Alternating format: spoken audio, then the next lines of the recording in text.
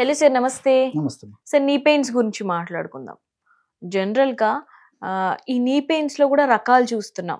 కొంచెం ఏజ్ వాళ్ళలో అయితే ఎక్కువగా, నార్మల్ ఏజ్ వాళ్ళైతే మామూలుగా, చిన్న పిల్లలు కొంచెం ఆడిస్తే వాళ్ళ దాంట్లో ఇంకా నార్మల్‌గా.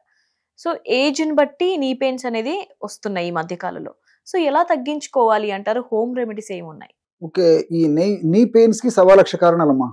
పూర్వకాలం అయితే ఏదో వయసొచ్చినటువంటి వాళ్ళలో నీ పెయిన్స్ రావడం అంటే దేహ ధర్మంలో భాగంగా, శరీర ధర్మంలో భాగం వస్తుందని చెప్పేసి అనుకునేవాళ్ళమా. ఇప్పుడు వయసుతో పని లేదు. అది ఎప్పుడొస్తాయో ఎవడు ఊహించలేని పరిస్థితి తయారైపోయిందమ్మా. అంటే తెలిసి తెలియక వాళ్ళు చేసేటువంటి పొరపాట్ల వల్లనే వస్తుంది తప్ప జనరల్‌గా అయితే రాదమ్మా అది. సో, ఈ నీ పెయిన్స్ మరి ఈ మధ్య కాలంలో 25 సంవత్సరాలు దాటినటువంటి వాళ్ళలోనే మొదలైందమ్మా. కొంతమందికి నీ పెయిన్స్‌కే పరిమితం అయిపోతే, కొంతమందికి మిగతా జాయింట్స్ కూడా నొప్పులతో సతమతమయ్యేటువంటి పరిస్థితి ఏర్పడుతుందమ్మా. పాలిఆర్థరాలజీ అంటారు. అవును, అవును. సో, వీటికి సంబంధించి తెలిసి తెలియక అవగాహన లోపంతో విచక్షణ రహితంగా విచ్చలవిడిగా మరి డాక్టర్ల సలహా కూడా లేకుండా పప్రమెంట్ లాగా టాబ్లెట్స్ మింగుతుంటారమ్మా. చాలా మందిని మేము చూస్తుంటాం మా దైనందిన జీవితంలో. వాళ్ళకు దాని గురించి మంచి చెడు విచక్షణ ఉండదు, తెలియదు. ఏదో వాళ్ళకేమో తాత్కాలికంగా మందేసుకున్నాడు, మింగుతున్నాడు, సింపుల్‌గా అయిపోయింది. నొప్పి తగ్గిపోయింది. దానివల్ల చిన్న లాంగ్ టర్మ్ ప్రాబ్లమ్స్ ఎవరికి తెలియదమ్మా. సో, అంటే చాలా మందికి. అందుకే డాక్టర్స్ కూడా అవసరాన్ని బట్టి కొన్నాళ్ళు వాడమని చెప్పేసి సలహా ఇస్తారమ్మా. వీళ్ళేమంటే చెప్తున్న పప్రమెంట్ లాగా మింగేసేస్తుంటారు. దీనివల్ల కిడ్నీస్ ఎఫెక్ట్ ఇవ్వచ్చు, తర్వాత గ్యాస్ట్రిక్ ఇరిటేషన్ వచ్చేసి కడుపులో పుళ్ళు తయారు కావచ్చు, లివర్ డ్యామేజ్ కావచ్చు, తర్వాత బోన్ సంబంధించినటువంటి సమస్యలు రావచ్చు, ఇలా రకరకాల స్కిన్ ప్రాబ్లమ్స్ రావచ్చు, ఇలా రకరకాల ప్రాబ్లమ్స్ వస్తుంటాయమ్మా. కాబట్టి ఆధునిక కృత్రిమ రసాయన ఔషధాలు అంటే ఇంగ్లీష్ మందులు డాక్టర్ పర్యవేక్షణతో కొన్నాళ్ళ పాటు వాడుకుంటే మంచిది, కానీ మరి ఎక్కువ రోజుల పాటు మాత్రం వాడడం మంచిది కాదమ్మా. రెండోది ఏమంటే ఒక్కొక్కసారి ఈ యొక్క కిడ్నీస్ డ్యామేజ్ అయిపోతే ఇర్రిపేరబుల్ డ్యామేజెస్ అంటారమ్మా. ఒక్కసారి డ్యామేజ్ అయితే దాన్ని మళ్ళీ మామూలు చేయడం సాధ్యం కాదు. రిపేర్ కాదు. సో, ఇప్పుడు మనకు కిడ్నీలో సైక్లో ఆక్సిజనేజ్ అని చెప్పేసి ఒక ఎంజైమ్ రిలీజ్ అవుతుంటుంది. సో, ఈ ఎంజైమ్ రిలీజ్ కావడం వల్లనే కిడ్నీస్కి మంచి పోషకాంశాలు బాగా వెళుతుంటాయి. అదేవిధంగా కిడ్నీ ఫంక్షన్ బాగా అయ్యేందుకు అది ఉపయోగపడుతుంది.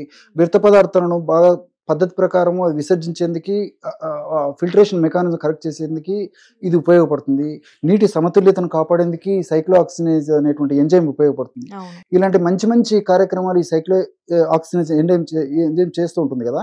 అలాంటప్పుడు మనం ఈ యొక్క పెయిన్ కిల్లర్స్ అంటే non steroidal anti inflammatory drugs అంటారమ్మా, NSAID, మీకు అంతా తెలిసే ఉంటుంది. సో, వీటి వల్ల ఏమైతుంటే ఆ ఎంజైమ్ ప్రొడక్షన్ తగ్గించేస్తాయి. సో, ఎప్పుడైతే ఎంజైమ్ ప్రొడక్షన్ తగ్గిపోతుందో కిడ్నీస్ ఫంక్షన్ దెబ్బతింటుంది.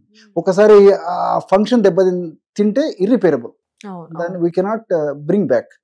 సో, కాబట్టి డాక్టర్లు కూడా తప్పని పరిస్థితుల్లో కొన్నాళ్ళు ఆ శరీర తత్వాన్ని అనుసరించి సూటబుల్ మెడిసిన్, సూటబుల్ డోసులు వాడుతుంటారు.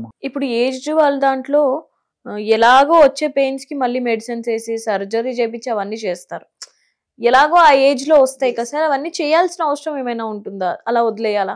లేదమ్మా, అది కండిషన్ బట్టి ఉంటుందమ్మా. ఏజ్ లో ఇప్పుడు ఫర్ ఎగ్జాంపుల్ మోకాళ్ళ నొప్పి అనేసరికి గ్రేడ్స్ ఉన్నాయమ్మా. గ్రేడ్ 1, గ్రేడ్ 2, గ్రేడ్ 3, గ్రేడ్ 4 అని చెప్పేసి. సో, మనం ముందు జాగ్రత్తగా ఉన్నట్లయితే మా prevention is better than cure. ఆ స్టేజ్ వరకు రాకుండానే చూసుకోవచ్చుమా. కానీ ఈ రోజుల్లో ఏమైపోయింది, టెక్నాలజీ పెరిగిపోయింది, అది వచ్చినప్పుడు చూసుకుందాం అనుకుంటారు. అవును, మందులు వాడుతున్నాం కదా, అది వచ్చినప్పుడు చూసుకుంటున్నాంలే. ఇన్ని టెక్నాలజీ పెరిగిపోయింది, వైద్య వసతులు పెరిగిపోయినాయి, ఆపరేషన్స్ కొత్త వచ్చేస్తున్నాయి, మెడిసిన్స్ మంచిగా వస్తున్నాయి. ఎందుకు లైఫ్ మళ్ళీ జీవితం ఉందో లేదో, ఈ జీవితంలోనే ఎంజాయ్ చేస్తాం అనేటువంటి కాన్సెప్ట్తో కొంతమంది ఉంటారమ్మా. సో, వాళ్ళకి మనం చేయదగింది ఏం లేదు. వాళ్ళు ఆహార విధి విధానాలు సరిగ్గా పాటించరు, ఎక్సర్సైజ్లు చేయరు, ఏదంటే ఇది ఎప్పుడంటే ఎప్పుడు, ఎక్కడంటే ఎక్కడ తినడము, రెస్ట్ లేకపోవడము, ఇట్లా రకరకాల ప్రాబ్లమ్స్ వల్ల గ్రేడ్స్ పెరిగిపోతుంటాయమ్మా. సో, దానివల్ల ఒక స్టేజ్కి వచ్చిన తర్వాత కంపల్సరీ ఆపరేషన్ చేయాల్సినటువంటి పరిస్థితి ఏర్పడుతుంది. సో, అటువంటి క్రానిక్ స్టేజ్ ఉండి మరీ ఆ 4th స్టేజ్ ఆ స్టేజ్లో ఉన్నప్పుడైతే ఆపరేషన్ అవసరం అవుతుంది, కానీ ఆ స్టేజ్ రాకుండానే ముందు జాగ్రత్త పడడం మంచిదని చెప్పి చెప్తుంటాం మేము. సో, ఆ పద్ధతిలో వాడుకోవడం వల్ల జనరల్గా ఆపరేషన్ వరకు పోకుండా కంట్రోల్ చేసుకోవచ్చు. హోమ్ రెమెడీస్ చెప్పండి సార్. ఓకే, చాలా ఉన్నాయమ్మా. ఇప్పుడు అందరూ వాడుకోదగ్గ దివ్యమైనటువంటి గన్ షాట్ హోమ్ రెమెడీ ఒకటి చెప్తానమ్మా. సో, ఈ హోమ్ రెమెడీ కేవలం 4 పదార్థాలతో తయారు చేసుకుని వాడుకొని ఆ సమస్య నుంచి బయటపడవచ్చు. అది చిన్న వయసులో వచ్చినటువంటి మోకాళ్ళ నొప్పులు కానివ్వండి, పెద్ద వయసులో వచ్చినటువంటి మోకాళ్ళ నొప్పులు కానివ్వండి. శొంఠి పొడి అమ్మా, వాము పొడి, దాల్చిన చెక్క పొడి, శొంఠి, వాము, దాల్చిన చెక్క, తర్వాత మెంతులు అమ్మా. శొంఠి, వాము, దాల్చిన చెక్క, మెంతులు, ఈ యొక్క చూర్ణాలు సపరేట్ తయారు చేసేసి సేమ్ ఈక్వల్ కలుపుకోవాలమ్మా. ఫర్ ఎగ్జాంపుల్ ఒక 20 grams ఒక ఏదైనా అయితే మిగతావన్నీ అలాగే కలుపుకోవాలి. ఈక్వల్ కలిపేసేసామా ఒక కాసీసాలో నిల్వ ఉంచుకొని రోజు ఒక 2 grams morning, 2 grams night, before food or after food, తేనెతో కానీ నీళ్ళతో కానీ రెగ్యులర్గా తీసుకోవడం వల్ల ఈ యొక్క మోకాళ్ళ నొప్పుల సమస్య చాలా వరకు కంట్రోల్ అవుతుంది.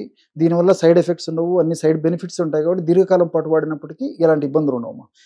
ఎవరైనా తీసుకోవచ్చు అంటారా? అందరు తీసుకోవచ్చమ్మా, దీనికి ప్రాబ్లం అయితే ఏం లేదు, అందరు తీసుకోవచ్చు, నో ప్రాబ్లం. సో కొంచెం నొప్పులు వస్తున్నాయి అన్నా కూడా తీసుకోవచ్చు. ఎగ్జాక్ట్లీ మంచి ప్రశ్నమా. ఎందుకంటే ఇనిషియల్ గా ఉన్నప్పుడైతే రిజల్ట్స్ ఇంకా బాగుంటాయి, ఫాస్ట్ వచ్చేస్తాయి. సో అది ముదిరిపోయిన తర్వాత ఇబ్బంది పడేదానికంటే కొంచెం ఇనిషియల్ గానే ఆ యొక్క ప్రాబ్లం ఇది ఉన్నప్పుడు వాడితే ఫాస్ట్ గా రిజల్ట్స్ వస్తాయి. ఫర్దర్ గా త్వరగా అది డిగ్రీస్ మారకుండా, అంటే 2nd degree, 3rd degree, 4th degree చేయకుండా ఉండేందుకు కూడా ఇందులో ఔషధాలన్నీ, ఇందులో ఔషధ రసాయన తత్వాలన్నీ ఉపయోగపడతాయి. Right sir, thank you. నమస్తే.